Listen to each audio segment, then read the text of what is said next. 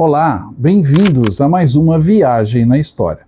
A nossa jornada de hoje é pela história da formação do Estado de Israel e de uma líder que surgiu neste período, Golda Meir.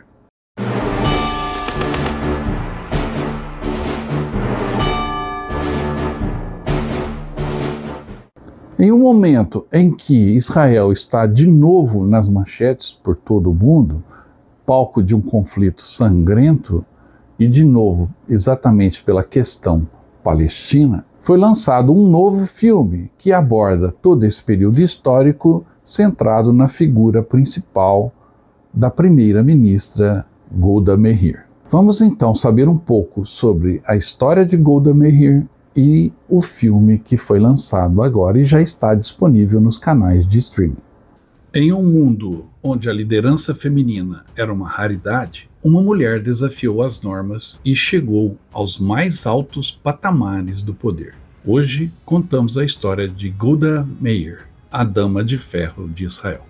Nascida em Kiev, na Ucrânia, Golda testemunhou as dificuldades da vida sob opressão. Afinal de contas, a Ucrânia naquele momento não era livre e independente. Com a sua família migrando para os Estados Unidos, aos 8 anos ela se viu em um novo mundo, onde o idealismo e a possibilidade de mudança a moldaram. Em 1921, após se casar, ela e o marido, também judeu, imigraram para a Palestina, então sob mandato britânico, onde então ela viveu no kibbutz Merkavia, uma comuna israelita que existia naquele território. A partir de então, a sua trajetória política começou. Na década de 1930, fez parte da Organização Geral dos Trabalhadores em Israel e durante a Segunda Guerra Mundial, chefiou o departamento político da Agência Judaica no Reino Unido e passou a militar na Organização Sionista Mundial, que representava o movimento nacionalista que buscava a criação do Estado de Israel na Palestina, enquanto vivenciava e vivia a tensão entre as comunidades judaicas e árabes naquela região, com incidentes de violência de ambos os lados. Com o advento da Segunda Guerra Mundial, o extermínio dos judeus e a posterior fundação da ONU, o Estado de Israel seria criado naquela região marcada por tensões. Após o final da Segunda Guerra Mundial, o mundo se transformou. Surgiu a Guerra Fria, a bipolaridade entre Estados Unidos e União Soviética, e também foi criada a ONU. No meio disso tudo, surge o Estado de Israel. E Golda Meir logo se destacou em meio a tantos. Em 1948 veio a fundação do Estado de Israel e logo em seguida a guerra pela independência ou criação do país. Golda Meir teve um papel significativo na fundação do Estado de Israel. A Declaração da Independência, que ela foi uma das poucas pessoas que assinou, levou à guerra com os países árabes vizinhos e teve como consequência a fuga e a expulsão de um grande número de palestinos de suas casas. Um evento conhecido pelos palestinos como a Nakba, a catástrofe. No livro autobiográfico, que foi inclusive publicado no Brasil, chamado A Minha Vida, Golda Meir relembra esse período, dizendo, abre aspas, em abril de 1948, eu fiquei na praia de Haifa durante horas, implorando aos árabes da cidade que não saíssem. Foi uma cena que jamais esquecerei. O nosso esforço para que eles ficassem tinha 2 bons motivos. Primeiro, e antes de tudo, queríamos provar ao mundo que judeus e árabes podiam viver juntos. Segundo, sabíamos perfeitamente que se 500 mil de árabes saíssem então da Palestina, tal fato acarretaria ao país um sério transtorno econômico. Mas os palestinos saíram e deu-se então a origem de um problema crônico dos refugiados palestinos, que hoje é a causa de mais uma guerra. Após a declaração de independência de Israel, Golda Meir foi nomeada pelo primeiro-ministro Davi Ben-Gurion para o cargo de embaixadora de Israel na União Soviética, onde ficou por 4 anos, e depois ocupou a função de ministra do Trabalho e ministra dos Negócios Estrangeiros, sendo a representante maior de Israel junto aos Estados Unidos. Em um momento conturbado da história de Israel, que já nasceu conturbado, mas teve que lutar também pela sua autoafirmação como um Estado soberano, Para a surpresa de muitos, Golda Meir chegou ao ponto máximo da sua carreira política. Se tornou a primeira ministra de Israel.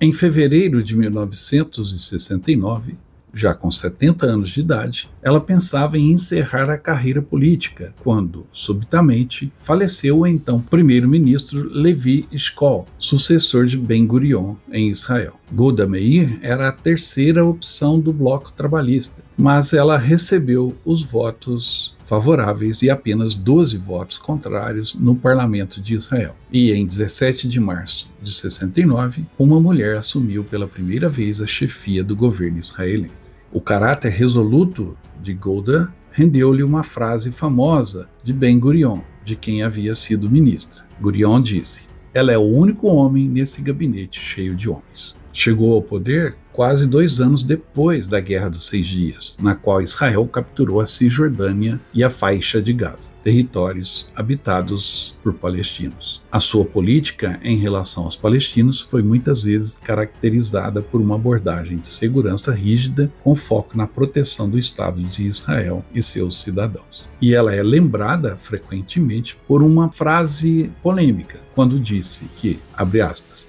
"não existem palestinos", refletindo uma negação inicial do nacionalismo palestino. Em agosto e setembro de 1972, na Alemanha, em Munique, os Jogos Olímpicos foram realizados, mas com acontecimentos conhecidos como o Massacre de Munique, quando 8 membros da organização palestina Setembro Negro invadiram a Vila Olímpica em Munique, tomaram 11 atletas de Israel como reféns, matando 2 deles imediatamente. Os palestinos passaram a exigir a libertação de prisioneiros palestinos, mas com o espírito de não negociar com seus opositores, Meir negou o pedido e disse: "Se negociarmos, nenhum cidadão israelense estará seguro em nenhuma parte do mundo, em toda a sua vida." Com o trágico desfecho do sequestro em Munique, Golda Meir ordenou aos serviços de inteligência israelenses que iniciassem a busca de todos os envolvidos do Setembro Negro e da Frente Popular para a Libertação da Palestina que participaram deste massacre. Uma operação que ficou conhecida como a Cólera de Deus e culminou com a perseguição e eliminação de palestinos que participaram deste ato terrorista.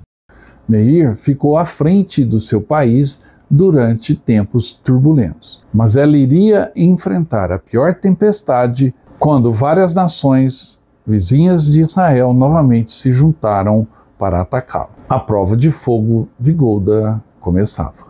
Após os momentos de tensão com os adventos em Munique, em vez da paz, tornou-se ainda mais acirrado o enfrentamento de Israel com a Organização para a Libertação da Palestina. E essa situação foi agravada em outubro de 1973, com a Guerra do Yom Kippur. A Síria e o Egito atacaram as posições israelenses para recuperar os territórios perdidos na Guerra dos 6 Dias. O fracasso da estratégia de Israel e a surpresa do ataque dos árabes no começo da guerra e o isolamento internacional de Israel se refletiram na política interna. Após o desfecho da Guerra do Yom Kippur, houve um reconhecimento crescente da necessidade de diálogo, o que levou a negociações de paz mais substantivas entre Israel e seus vizinhos árabes, embora Meir não tenha visto um acordo de paz durante o seu tempo no cargo.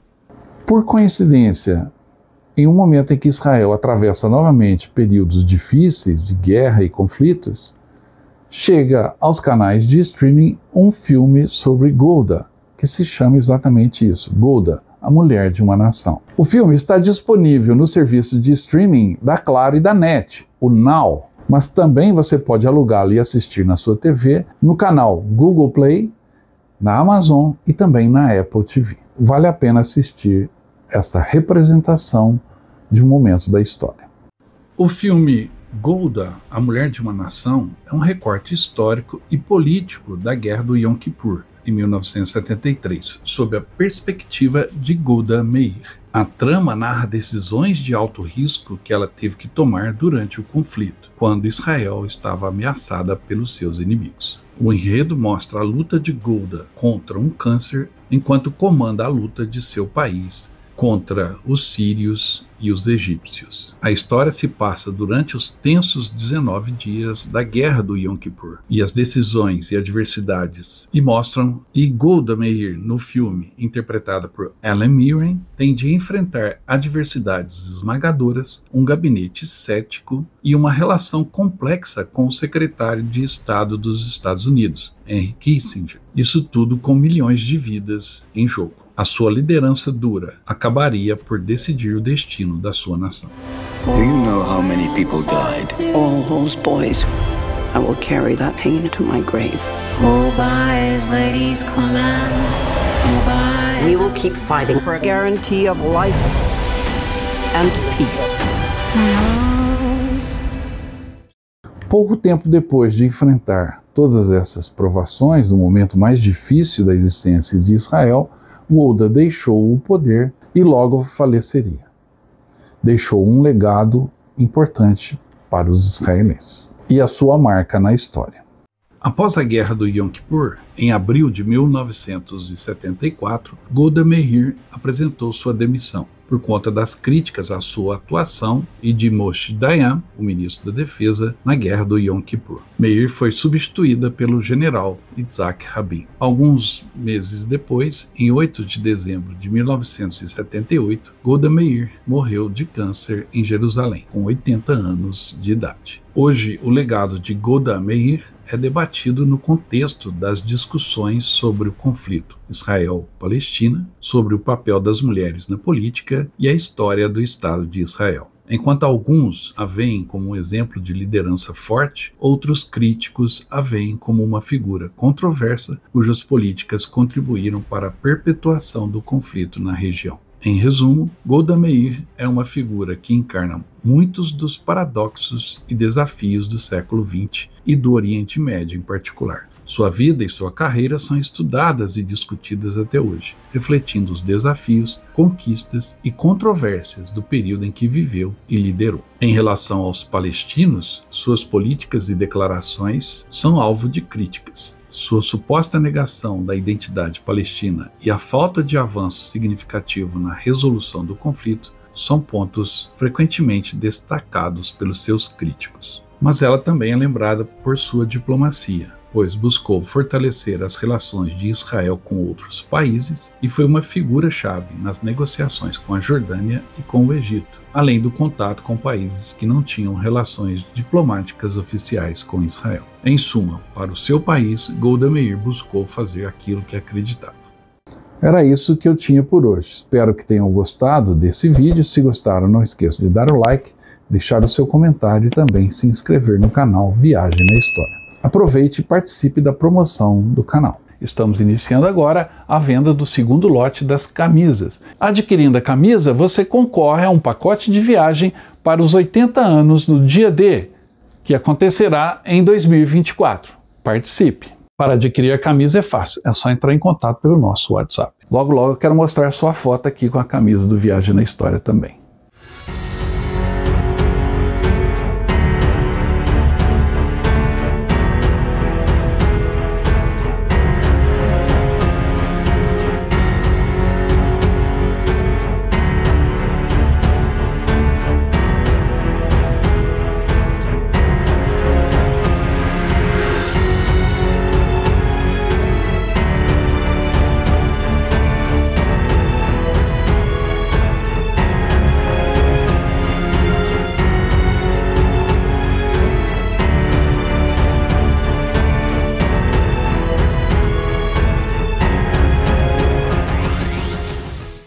Obrigado pela sua atenção e eu volto logo com mais histórias. Até mais.